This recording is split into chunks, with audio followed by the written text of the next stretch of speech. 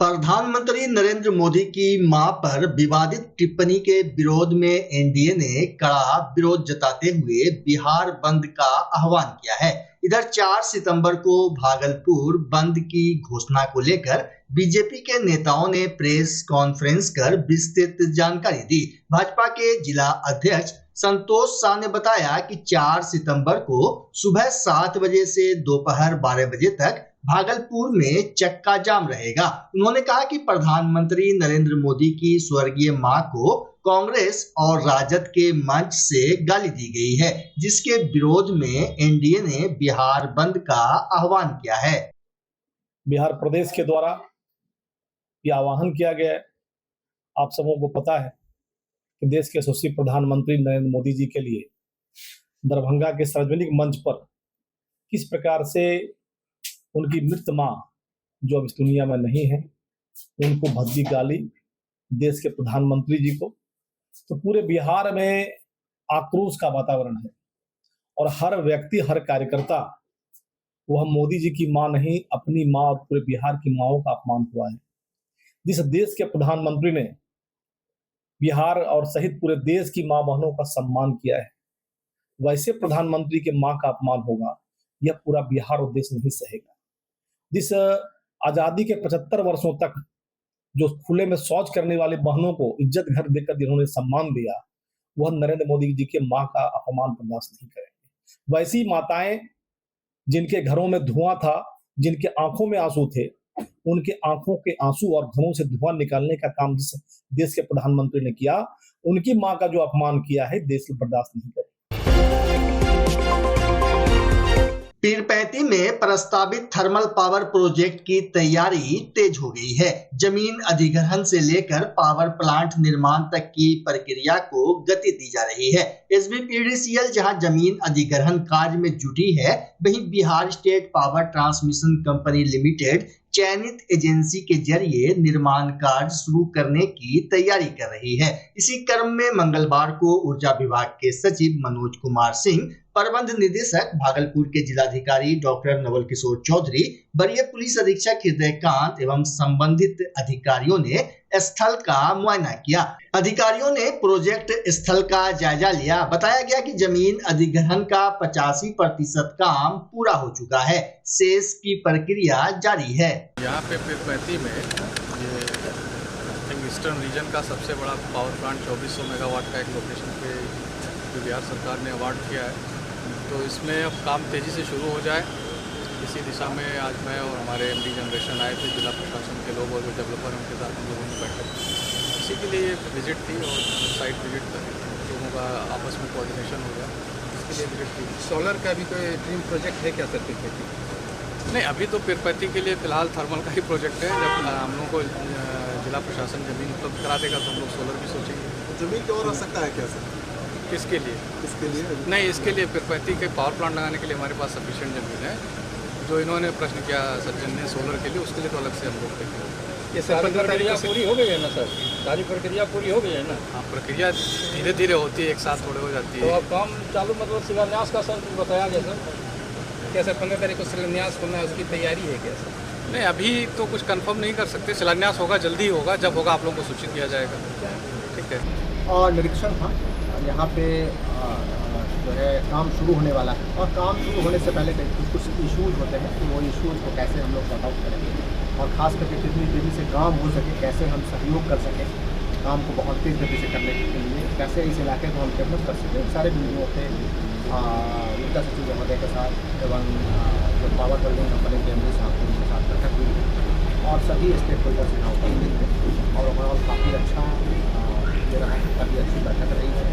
और कुछ ही वर्षों में पूरी इलाके का परिदृश्य बदलने वाला है और यहाँ के लोगों को एक व्यापक स्तर से समृद्धि आने वाली है। प्रशासनिक पदाधिकारियों के साथ जो बैठक की गई सर, उसके बारे में बताया गया।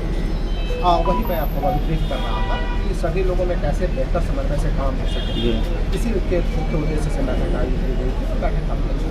अच्छा सर, वहाँ पर पावर प्लांट की ज़मीन पर 3 एयरपोर्ट बना है, हेलीपैड बना है, क्या सर ऐसी तैयारी है? 15 तारीख को इसका शिलान्यास की रूपरेखा तैयार हो सकती है?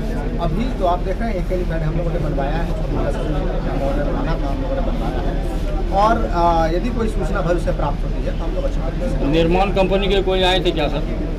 पावर अडानी का सभी स्टेक होल्डर्स के साथ बैठा। बिहार में महिलाओं के आर्थिक सशक्तिकरण की दिशा में आज एक बड़ा कदम उठाया गया। प्रधानमंत्री नरेंद्र मोदी ने बिहार राज्य जीविका निधि सहकारी लिमिटेड का शुभारंभ किया। इस अवसर पर प्रधानमंत्री ने 105 करोड़ रुपए की राशि सीधे जीविका निधि में ट्रांसफर की। वहीं इस योजना से राज्य में कार्यरत 11 लाख से अधिक स्वयं सहायता समूहों से जुड़ी करीब 1 करोड़ 40 लाख जीविका दीदियों को आर्थिक गतिविधियों को नई गति मिलेगी। महिलाओं को आर्थिक रूप से सशक्त बनाने के इस प्रयास से न सिर्फ उनके परिवार की स्थिति बेहतर होगी, बल्कि राज्य के विकास में उनकी अहम भागीदारी भी सुनिश्चित होगी। भागलपुर की जीविका दीदी ने इस पहल के लिए प्रधानमंत्री नरेंद्र मोदी और मुख्यमंत्री नीतीश कुमार का आभार व्यक्त किया। उन्होंने कहा कि बिहार में प्रधानमंत्री और मुख्यमंत्री मिलकर अच्छा काम कर रहे हैं और जब तक दोनों का नेतृत्व रहेगा, विकास की गति थमेगी नहीं।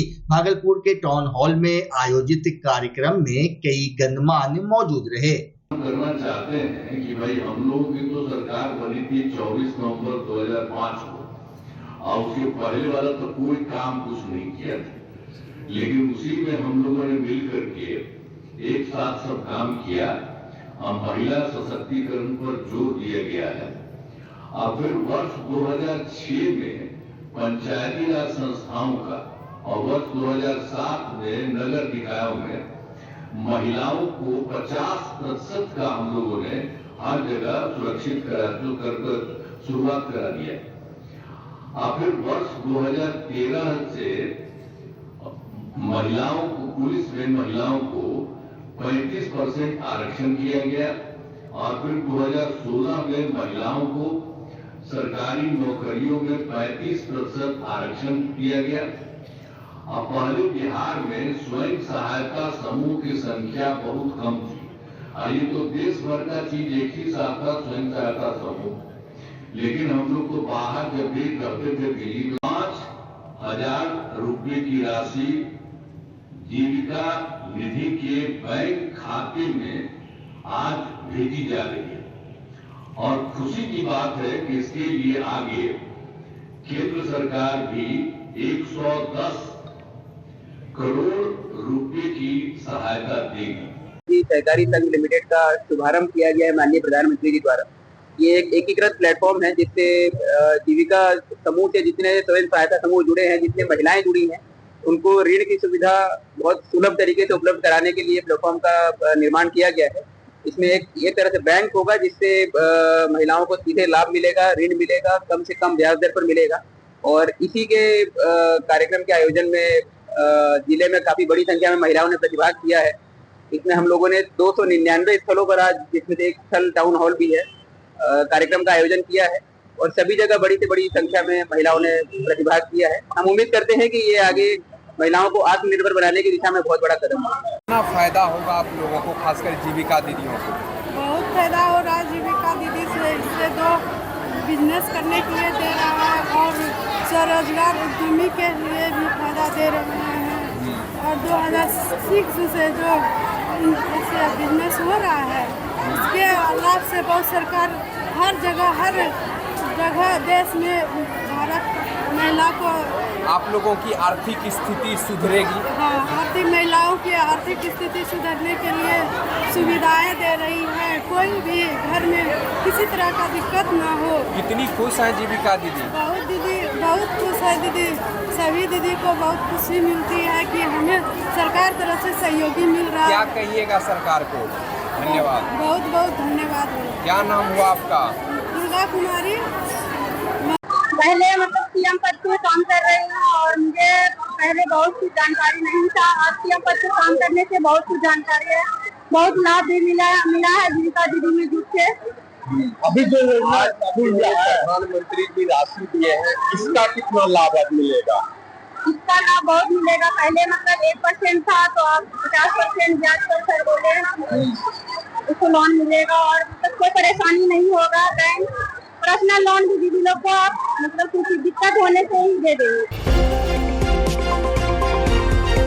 भागलपुर नेशनल कॉलेज में अध्ययनरत छात्र छात्राओं के लिए बड़ी खबर है। अब बिना ड्रेस कोड के उन्हें महाविद्यालय परिसर में प्रवेश नहीं मिलेगा। इसको लेकर आज प्रिंसिपल डॉक्टर अनिरुद्ध कुमार ने सूचना जारी कर दी है। प्रिंसिपल की ओर से जारी सूचना में कहा गया है कि कॉलेज में ड्रेस कोड लागू है, इसलिए सभी अध्ययनरत छात्र छात्राओं को अनिवार्य रूप से ड्रेस कोड का पालन करना अनिवार्य है। बिना ड्रेस कोड के महाविद्यालय परिसर में प्रवेश वर्जित है। साथ ही प्रिंसिपल डॉक्टर अनिरुद्ध कुमार ने सभी शिक्षकों को ड्रेस कोड का कड़ाई से पालन कराने का निर्देश दिया है। वहीं दूसरी सूचना में बीएन कॉलेज के प्रिंसिपल डॉक्टर अनिरुद्ध कुमार ने राज्यपाल सचिवालय की चिट्ठी का हवाला देते हुए महाविद्यालय में अध्ययनरत सभी छात्र छात्राओं को सूचित किया है कि कक्षा में न्यूनतम 75% उपस्थिति अनिवार्य है। इसलिए सभी छात्र छात्रा निर्धारित वर्ग तालिका के अनुसार कक्षा करेंगे एवं आंतरिक परीक्षा में अनिवार्य रूप से सम्मिलित होना होगा।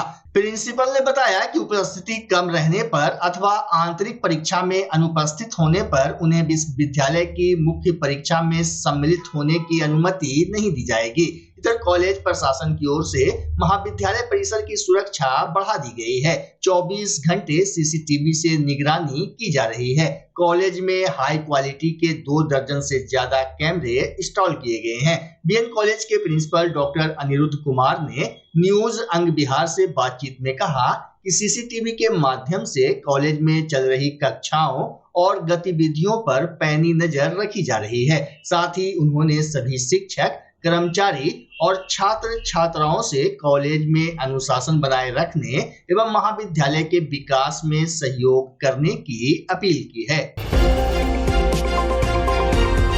कहलगांव विधानसभा क्षेत्र में कहलगांव के विधायक पवन यादव के द्वारा क्षेत्र के विभिन्न जगहों पर रोड निर्माण को लेकर लगाए गए शिलान्यास पट को क्षति पहुंचाई गई है, जिसको लेकर भारतीय जनता पार्टी कहलगांव विधानसभा के संयोजक पवन चौधरी ने प्रेस वार्ता कर बताया कि कुछ शरारती एवं विरोधी पार्टी के लोग संपन्न हुआ शब्द को लेकर अफवाह फैलाने का काम कर रहे हैं। वे लोगों को दिग्भ्रमित कर रहे हैं। शिलापट तोड़ दिया जा रहा है। सड़कों पर जो शिलापट लग रहा है, चूंकि पूरे बिहार में और जिले में प्रखंड वाइज एक पैकेज के रूप में सारा सड़कों का टेंडर हुआ था, चाहे वो हमारे विधानसभा का गोराडी प्रखंड हो, वहाँ पर कुल 39 सड़कों की स्वीकृति हुई थी और जिसका पैकेज टेंडर हुआ था। सनौला में 31 सड़कों की स्वीकृति हुई जिसका पैकेज टेंडर हुआ, जो एक ही पैकेज में था। और कहलगांव प्रखंड में कुल 50 सड़कों की स्वीकृति हुई, जो 2 पैकेज में, एक 30 का और एक 20 का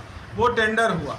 अब जैसे जैसे संवेदक सड़कों का निर्माण कर रहे हैं और करने के स्थिति में है, तो वो उन सड़कों पर बजाते वो जो इनॉग्रेशन माननीय मुख्यमंत्री जी ने किया था, वो शिलापट को वो लगाकर और माननीय विधायक जी के से उन सड़कों का शिलान्यास करवा रहे हैं। कुछ लोगों के मन में कुछ शरारती तत्व, कुछ विरोधी तत्व, जिनको विकास पच नहीं रहा है, वैसे लोगों के द्वारा ये भ्रम पैदा किया जा रहा है लोगों के मन में कि जो बोर्ड का जो निचला लाइन जिसमें लिखा है गरिमा में उपस्थिति में जो माननीय सांसद विधायक का नाम है, उसके बाद नीचे लिखा है कि 12/5/2025 को संपन्न हुआ। वो संपन्न हुआ शब्द का मतलब ये है कि जो माननीय मुख्यमंत्री जी के अगुवाई में जो कार्यक्रम हुआ, वो कार्यक्रम संपन्न हुआ, मगर विरोधी के द्वारा लोगों को ये फैलाया जा रहा है, अफवाह ये बताया जा रहा है कि सड़क निर्माण संपन्न हो गया और ये बोर्ड लगा करके पैसा जो है संवेदक उठा लेगा, जबकि ये सच नहीं है। ये सिर्फ विरोधियों के द्वारा ये लोगों में भ्रम पैदा किया जा रहा है और उन शिलापटों को तोड़ा या नोचा जा रहा है। हम क्षेत्र की जनता से अपील करते हैं कि किसी भी भ्रम में न रहें। उन सभी सड़कों का निर्माण होना है जो कुछ माह पूर्व माननीय विधायक जी के प्रयास से स्वीकृत हुआ था और माननीय मुख्यमंत्री जी के द्वारा जो कार्यक्रम 12/5 को हुआ उस और जो संपन्न हुआ। तो आप किसी भ्रम में न रहें, उन सभी सड़कों का निर्माण होगा और कहीं ऐसी भ्रम की स्थिति नहीं है कि बिना सड़क बने कोई संवेदक पैसा उठा लेगा। ये 90 का दौर नहीं है। इस दौर में काम करना होता है और उसके बाद ही पैसा मिलता है। ये विभाग लूट खसोट वो पहले वाली स्थिति नहीं है विभाग में।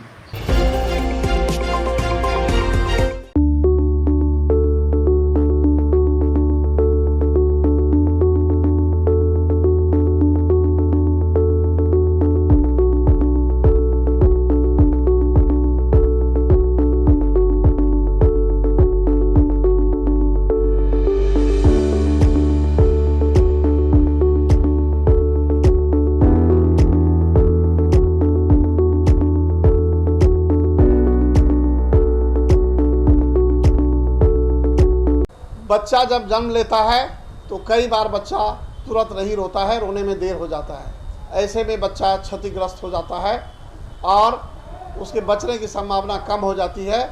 और यदि बचा तो भविष्य में उसमें विकलांगता की समस्या आती है, जिसे सीपी कहते हैं, जिसका कोई माकूल इलाज नहीं है और ज़िंदगी भर बच्चा विकलांगता से जूझ सकता है। ऐसे में पूरे संसार में कूलिंग थेरेपी का सहारा लिया जाता है। जन्म से ठीक 6 घंटा के अंदर यदि उसको कूलिंग थेरेपी दिया जाए तो उससे उसका सीपी की समस्या कम होती है और बचने की भी संभावना बढ़ती है। पहली बार बिहार झारखंड में आपके शहर के स्नेह नवजात शिशु बाल सेवा केंद्र में यह मशीन उपलब्ध है। कभी भी ऐसी बात हो कि बच्चा रोने में विलम्ब हो गया तो आप स्नेह नवजात शिशु बाल सेवा केंद्र में जरूर संपर्क करें।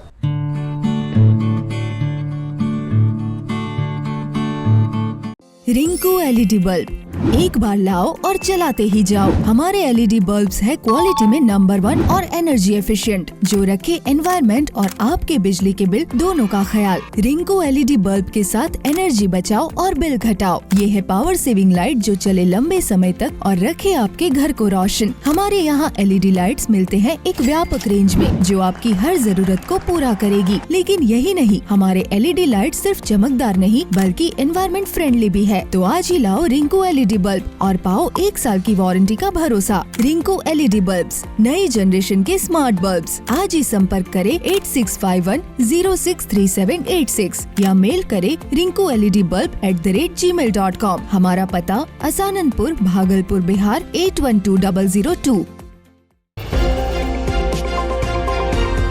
नवगछिया ढोलबज्जा पंचायत के सरपंच सुशांत कुमार समेत कई ग्रामीणों ने नवगछिया के सीओ और राजस्व कर्मचारियों पर लगातार दफ्तर से अनुपस्थित रहने का गंभीर आरोप लगाया है। इस संबंध में ग्रामीणों ने अनुमंडल पदाधिकारी ऋतुराज प्रताप सिंह को एक हस्ताक्षरित आवेदन सौंपा। ग्रामीणों का कहना है कि वे दूर दराज इलाकों से कार्यालय में कार्य के लिए आते हैं, लेकिन न तो सीओ मिलते हैं और न ही राजस्व कर्मचारी। फोन करने पर भी कॉल रिसीव नहीं किया जाता है। हम लोग समस्या लेकर आए हैं नवगछिया अंचल। प्रतिदिन हमारे पीछे लगभग 40-50 ग्रामीण है। हम ढोलबज्जा के सरपंच साहब हैं। बिहार सरकार कहती है कि अभी राजस्व महाअभियान चल रहा है। अंचल कार्यालय लगभग 10 दिन से आ रहे हैं, न तो अंचलाधिकारी महोदय मिलते हैं और न ही राजस्व कर्मचारी मिलता। हम लोग परेशानी है। क्या समस्या आ रही है? समस्या आ रही है कि जब हम लोग से मिलना नहीं हो पाता है, न अंचलाधिकारी से मिलना होता है न कर्मचारी से, मिलते नहीं है। जब फ़ोन करते हैं न तो फ़ोन उठाते हैं।